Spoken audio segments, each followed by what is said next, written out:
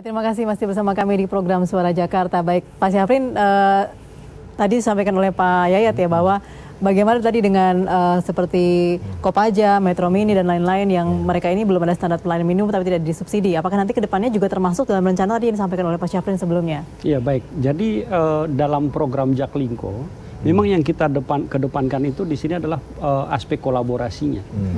Jadi dipahami bahwa operator existing mereka punya keahlian, mereka juga punya sumber daya dalam bentuk unit usahanya, dan kemudian Pemprov DKI juga punya keahlian dan juga punya sumber dana. Nah ini yang kita kolaborasikan, kemudian mereka masuk dalam program Jaklingko. Dengan program Jaklingko ini, para operator existing itu dijamin pendapatannya karena mereka berkontrak layanan dengan PT Transjakarta dalam hal ini dan dijamin pendapatannya. Jadi tidak lagi mereka akan kejar setoran.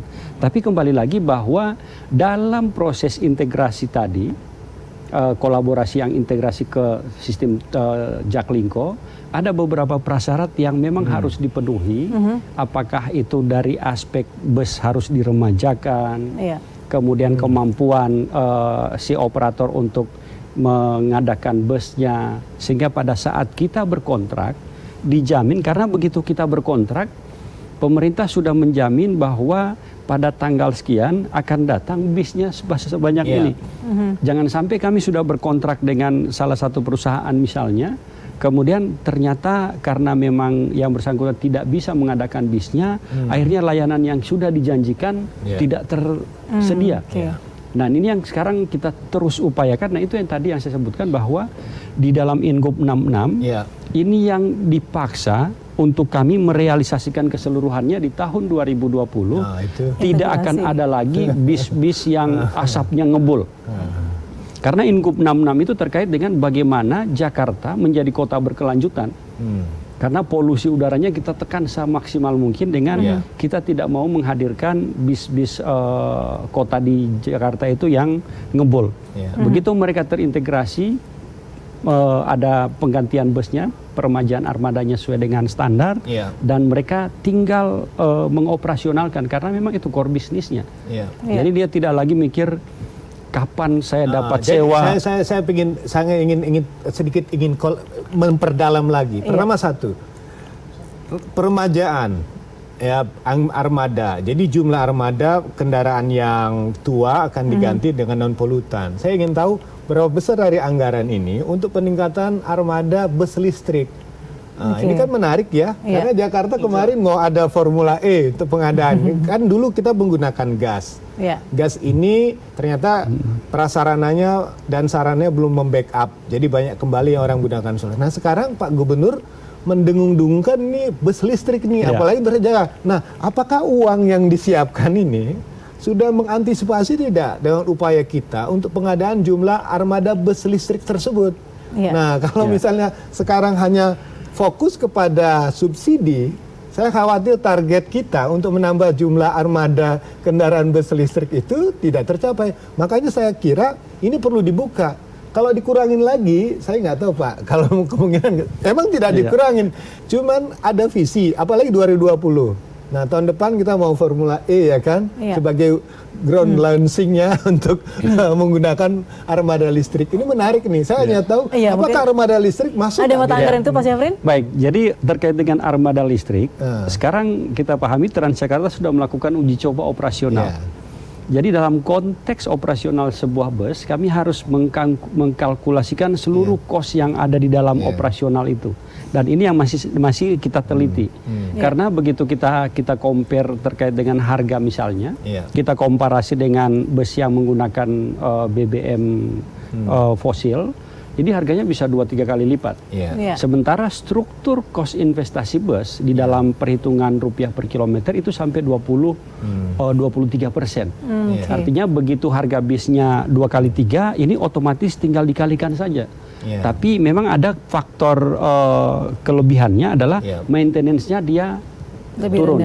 Ini yang sekarang sedang kami coba hitung. Jika ternyata dari hasil evaluasi kami ini bisa masuk dalam tataran hitungan subsidi, tahun depan kami sudah hitung untuk bis besar ada 40 unit yang bisa kita adakan, kemudian dan seterusnya. Itu anggaran 2020. 2020 kita coba. Sudah ada. Karena itu hitungannya Detailnya mungkin ya. Detailnya ada nggak ya? Maksud Pak saya Yani. begini, saya suka ditanyakan, Pak ini tahun depan ada Formula E. Formula E itu apa sih manfaatnya? Apakah sekedar pertunjukan atau dalam konteks reformasi dalam pelayanan publik di Jakarta, bahwa kita akan menggunakan mobil listrik. Nah, budget anggaran yang ini apakah mendukung kepada cita-cita yang ingin disampaikan oleh Pak Gubernur? Ya saya kira gini Pak ya, bahwa nanti kan akan ada APBD perubahan, ya kan? Nah kemudian setelah kita inginkan tadi dari Dishub itu melakukan kajian.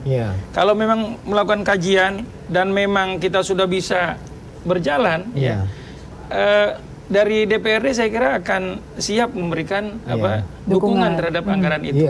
Saya kira perlu dibuka Pak. Tadi kan operasionalnya kan 4 kali untuk harga bus. Untuk harga bus ya. Harga Tapi busnya. Operasional lebih rendah ya. Tapi memang kita harus akui bahwa pengelolaan bus listrik akan berbeda dengan bus-bus konvensional. Dan itu memang teman-teman di DPRD pun harus bisa memahami. Ini kan ada visi, misinya gubernur untuk menata transportasi kita, tapi kalau tidak didukung oleh kekuatan anggaran yang maksimal, nanti hanya tinggal rencana aja. Jadi untuk operasional bus berbeda dengan kita procurement biasa untuk pemerintah. Nah kalau untuk Transjakarta, sekarang polanya adalah semua pengadaan busnya oleh operator. Jadi artinya setelah kita hitung struktur cost-nya cukup visible untuk diimplementasikan, maka kita akan minta kepada operator Anda mengadakan bis listrik, PSO-nya dari kami. Jadi artinya di awal mereka investasi memang, tetapi kemudian dihitung rupiah per kilometer, ini yang dibayarkan. Jadi ini yang sekarang kami dari Dinas Perhubungan sedang melihat struktur cost-nya. Setelah kita dapatkan angka yang kira-kira paling tidak mendekati dengan angka yang sekarang, itu bisa kita lakukan untuk kedepannya secara masif untuk dilakukan penggantian bus dengan bus listrik ke depan. Oke, mungkin lebih spesifik dari Pak Yani sendiri, apakah ada target untuk Dinas Perhubungan DKI Jakarta, mengingat sektor transportasi, tadi Pak Yayat mengatakan bahwa jalanan semakin macet, kemudian semakin sempit juga, jadi masyarakat memang berharap dengan adanya perbaikan transportasi publik di Jakarta. Iya, jadi kan persoalannya adalah masalah kemacetan ini. Ini kan harus terurai nih, kemacetan ini. Nah, kalau memang kemacetan untuk bisa dikurangi, mau tidak mau ya para pengguna kendaraan pribadi ini harus berkurang, mereka lari kepada transportasi publik. Nah dengan hal seperti ini kami dari DPRD akan terus mendukung ya. Nah kemudian kalau dalam perjalanan, alhamdulillah tuh ya, semakin lama semakin banyak orang yang memang menggunakan transportasi publik itu. Nah kita ya dari DPRD akan siap mendukung ya dalam upaya memang memecahkan persoalan kemacetan itu. Kurangnya masih di mana nih Pak? Karena memang masyarakat mungkin tadi ya masih yang belum tersambung dengan aksesnya, misalnya dari Transjakarta, dari rumah masih belum ada tadi feedernya atau mungkin angkotnya belum lewat, begitu mungkin ada yang disampaikan oleh masyarakat. Kami sudah menyampaikan juga pada Dishub ya, tolong ya tadi warga masyarakat yang tinggal di komplek, yang di dalam segala macam ya, untuk memang bagaimana dipersiapkan itu kendaraan-kendaraan itu.